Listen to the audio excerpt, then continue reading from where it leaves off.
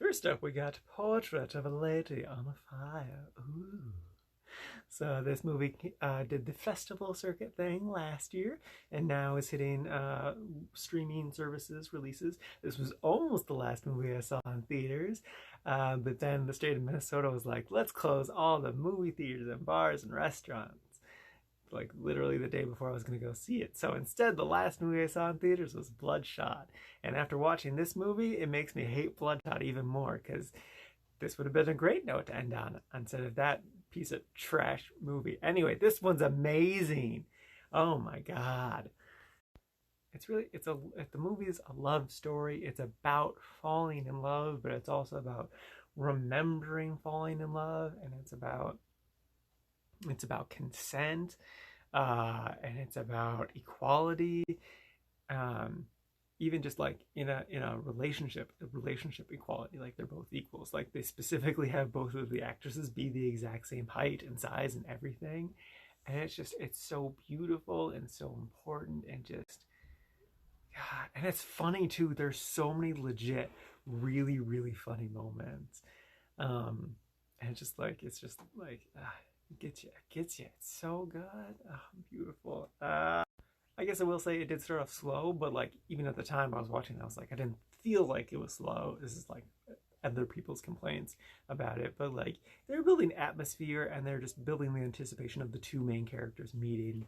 So just I guess be aware of that. But the movie's also just about like, I don't know, normalizing like female things, like female specific things that we just don't see in other movies. Like there's a whole bit about period pains, and there's a huge like a sub story, B plot about an abortion and stuff like that, and just other women issues. And that's one of the many reasons why this movie is so freaking important and so good. As far as ranking it goes, I really highly debated between if this is going to be my number one movie or my number two movie, because like Lars and the Real Girl is my number one, and I love that movie, and that I think that movie is also important, but for different reasons. But like this movie is also just so incredible, and I don't want to like minimizing it by putting it at number two. I don't want to minimize either of them by putting it at number two. But like I guess I ended up putting this one at number two, but I guess just because I was technically able to relate more to the other one, because it's like it's a dude dealing with loneliness and depression, and I'm like, oh, I can relate to that, and I can't necessarily relate to as much to women falling in love, because turns out I'm not a woman or gay. So, but I'm not minimizing the importance of this movie, and I still like had a connection with this movie, and it was great, and it was. I mean, I can connect with falling in love. Who can't? But just like literally having to rank stuff, like I guess, and I technically did have more of an emotional reaction. Like I legit cried at Lars and the Real Girl, but like I can see crying at this one had I been in like a more emotional, fragile state. I'm still trying not to like. This movie is so important. Watch it. It's great. It is all in French, so I guess be prepared for that. But it's so good. So good. So good. So good. Now on to Star Wars. So watch this. I've seen it at theaters twice. A friend of mine, not Corey, wanted to watch it with me. I was like, sure, let's do it. And to his credit, he did stay awake the entire time, which was great. Walking out of the theater, I was like, this isn't the best. Originally walking out of the theater, this isn't the best Star Wars movie. This isn't the worst Star Wars movie. There's things about it that really pissed me off. Everything with Palpatine pisses me off. It completely ignores everything with Episode 8, even though I had lots of emotions and feelings in Episode 8. But it's still enjoyable, and I did like seeing it with my friend, and I still love Dio. He's my favorite. He's a little consent droid. Who doesn't love that? Which ties into the other movie, because that one was all about consent too. I don't know if I said that. I did when I practiced it, but I don't know if I actually said it. Anyway, now I'm going to talk about how I rank all the Star Wars movies. I'm going to talk about ranking because I don't really have a lot to want to say about this. So my official Star Wars ranking is Episode 5 is easily the best, and then Episode 7, and then we go Episode 4, because Episode 7 is a remake of Episode 4, but Episode 4 is kind of weird, and Episode 7 does it better. And then Episode 3 is at number 4 because it's actually legit good. All this prequel hate is ridiculous.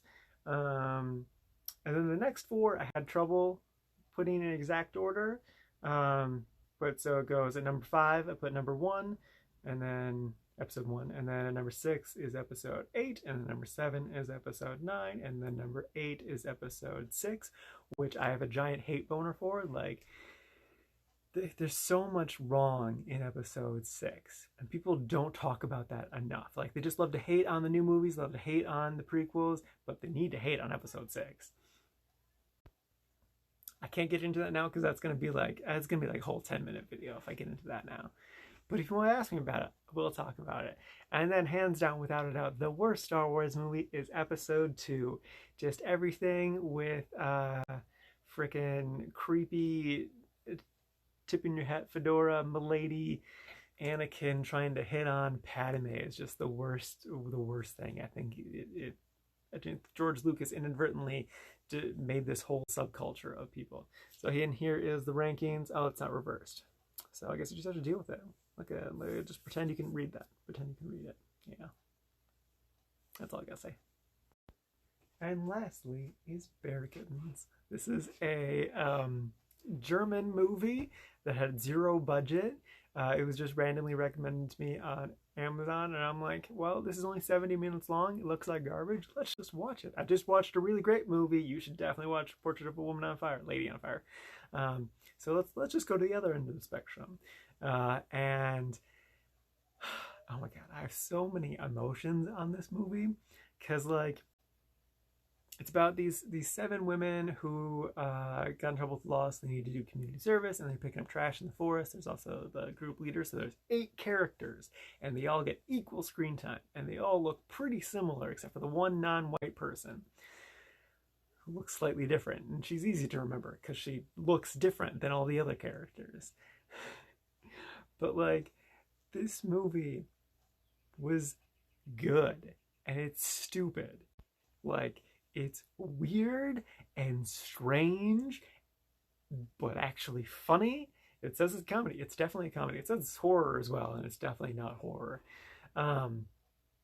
Like, there was a 5-minute sequence where a woman just tells a story about her niece who she thinks is fat and how she ended up dying because she was fat in this, like, really ridiculous story, and it was incredible and just great. I mean, there's no cinematography. It was literally just someone, probably as low effort as what I'm doing with this, just pointing a camera at something, and sometimes it's in focus, not always. But, like, there's way too many characters, and they're so hard to keep track of. But, like, they all have defining characteristics, and they all are very unique, different people. It's just amazing that they were able to pull that off. And, like, really, there were some, like, dumb scenes where, like, they're trying to be deep or powerful and stuff, and those don't really work. But otherwise, I was really enjoying this movie. It was like, this is, like, gonna be, I can't put it in really liked, but it's gonna be, like, the top of quite liked. Definitely, it's up there. And then we got to the big murder scene finally happened, and I'm like, oh, well, I don't know how I feel about that character dying, but all right, whatever. Let's see where this goes from here. Let's see what's going to happen. And then literally 2 minutes later, the credits start to roll. And I'm like, that's it. That's the end of the movie. There's no resolution. There's no character growth. No one changed as a person. It's just someone died. And that's the end of the movie. Apparently, the people, the murderers, get away with it. Apparently, what's going on? This is so, like, the movie was legit good. And then it just stops right at the beginning of the 3rd act and just doesn't have a 3rd act. Did they just, like, run out of money, or, like, didn't know how to, like, do anything else with the story? Or did they think that was the actual end of the story? Like, this is the inciting incident. This is, like, the big moment of the movie, and then the movie ends. And it's like, you can't do that. You need to follow through with it. And I'm so pissed because, like, the movie was actually good and enjoyable. Up until that point, it was weird. It was so weird. Don't get me wrong. It's crazy weird and strange. But, like, oh my god. And I don't know what that title means. Bearkittens? I mean, it is German and all in German, so maybe that means something more in German. I don't know. But what the hell? I'm just so angry. Because it was good. Ah.